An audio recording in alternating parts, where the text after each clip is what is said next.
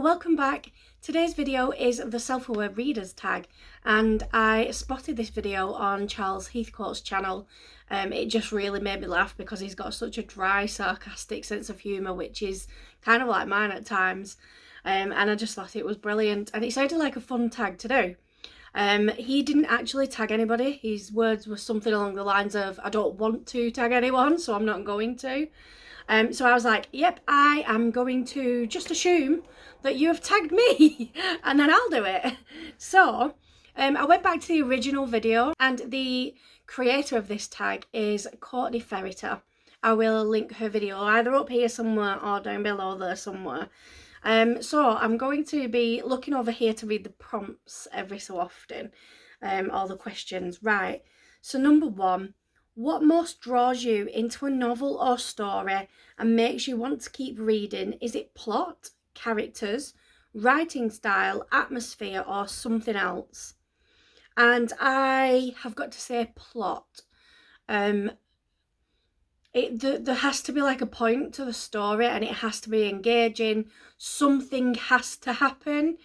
And yeah, I have read several hundred probably books where I'm initially not too keen on the characters, or I can't connect with them straight away, but because the plot is interesting, I've carried on with the book, and then, you know, either it's been a very different kind of experience once I get further in, where I do find that I connect with the characters, or that I get used to how they're coming across, or it just continues to be the plot that keeps me going, and I still really enjoy it.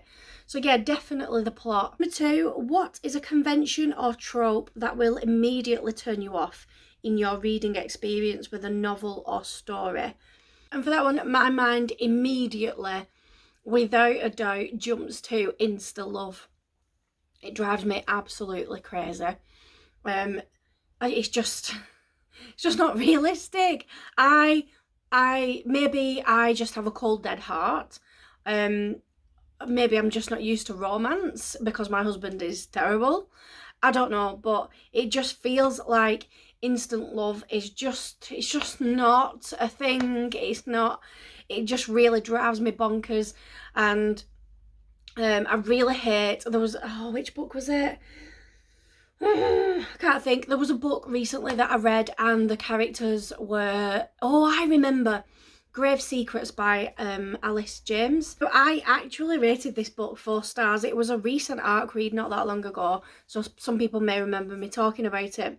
And the characters were talking about being in love with the other person after like 3 days or whatever, and it drove me crazy. However, I did rate it 4 stars, so that means that even though that trope was in there that I didn't like, there was clearly something else in the book that overrode it and kind of made that trope just not feel as bad. And then one that I cannot stand with a passion is like a really chauvinistic male macho kind of character. One of the books that springs to mind straight away is Love Her or Lose Her by Tessa Bailey. This just had, the most annoying male character in the world. He was just so chauvinistic. He was just a pig. I hated him with a passion. I wanted to jump through the pages of the book and punch him in the face. I'm not the kind of woman who wants a man to tell me what to do or what to wear. I don't want somebody to basically tell me how to live my life. That isn't happening. I don't want to be called stupid names like little honey girl and stuff. I want somebody to respect me, and I want to be a strong, independent woman. So those characters really, really grate on me. Oh, so much. Question 3, what most appeals to you when reading non-fiction, and what makes you want to keep reading? So non-fiction, the only way I always think of describing it is if it's accessible, and to me that means almost anybody could read it and understand it and follow what he's talking about and find it interesting. So I guess it's non-fiction that is written with a general audience in mind, as opposed to I don't know, like very heavy and dense and aimed at people who are more either studying or working in those fields. I do like non-fiction to kind of read like a story. I want it to take me on a journey of I guess like what first happened to lead to this kind of look into this subject. So like an event or whatever.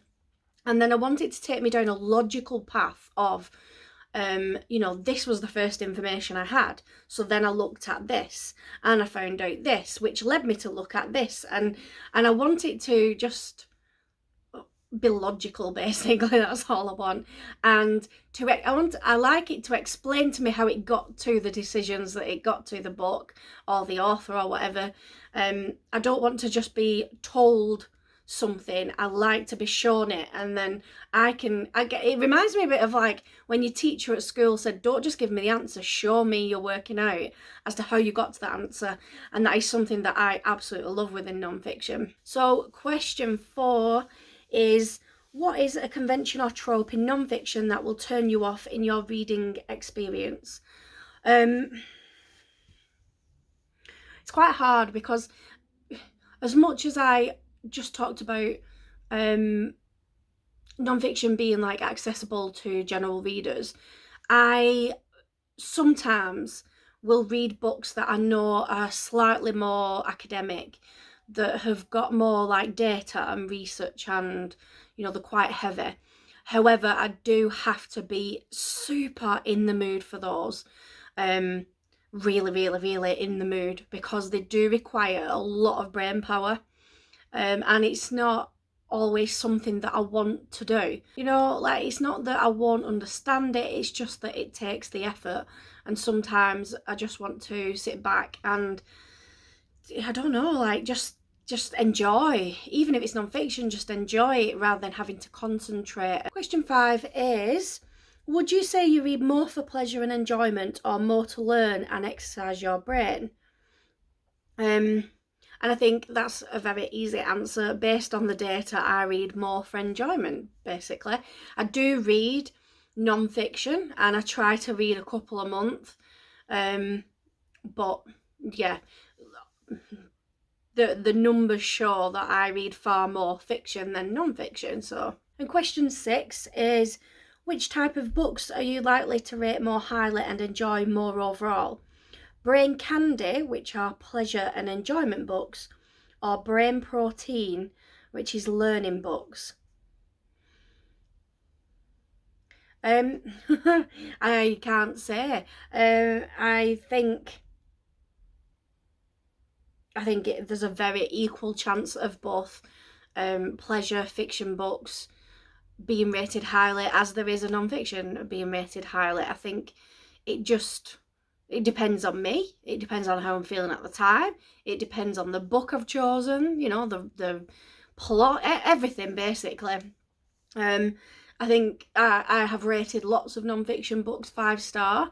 I've rated some 1-star, and the same goes for fiction. So I think it's just equal chances, to be honest. Right, number 7. Do you have a sense early on of whether or not the book you're reading will be a 5-star read, or a book you will really like? And has a book ever surprised you in this regard? Yeah, I think I feel like I do. I feel like I will know within the first couple of chapters, usually, how something's gonna go. If it really grabs me and I'm, you know, loving it and I can't put it down right from the beginning, chances are it's going to be 4 or 5 stars. If it's something that is forcing myself through, that I'm just not really enjoying, and that I probably should DNF, chances are it's going to be rated lowly. Now, there has been some surprises, and for me that reinforces my belief about not DNFing. I spoke about this, I think possibly in my last video. It's so hard, isn't it? Like, not all great books grab you instantly. So I'm just completely contradicting myself here. I don't know. I have been surprised, and that is the whole reason why I don't DNF, because I have thought that a book was average or not too great, and then I've ended up really enjoying it. So that's the issue. But I think a lot of the time I'm correct in my, prediction of how a book will go. And then we've got question number 8. Considering books that you've rated 5 stars in the past, do you think you would feel the same way about them now? Why or why not? I don't tend to reread a lot, other than like the Harry Potter books. I feel like they're the only ones that I've reread. I don't know. For me, the enjoyment of a book is that first raw experience of reading it the first time, getting all the feelings, discovering what happens to the characters, especially thrillers. I have heard that people reread thrillers, and to me, that just does not compute at all. It's like, why? Because the whole point of a thriller is that you don't know what's happening, you don't know who maybe, the killer is, or blah blah blah. So I haven't actually got any experience to draw upon for like this question, but I feel like maybe some of them probably wouldn't be 5 stars again if I read them again. Probably because, like I said, the rating is based on that initial like reading experience and the initial feelings you get from the book. So when you already know what's going to happen, to me that wouldn't give me as much of the emotions. Like, I'm already expecting it, so I'm not shocked or I'm not upset straight away or whatever. So yeah, I don't think that they would, really.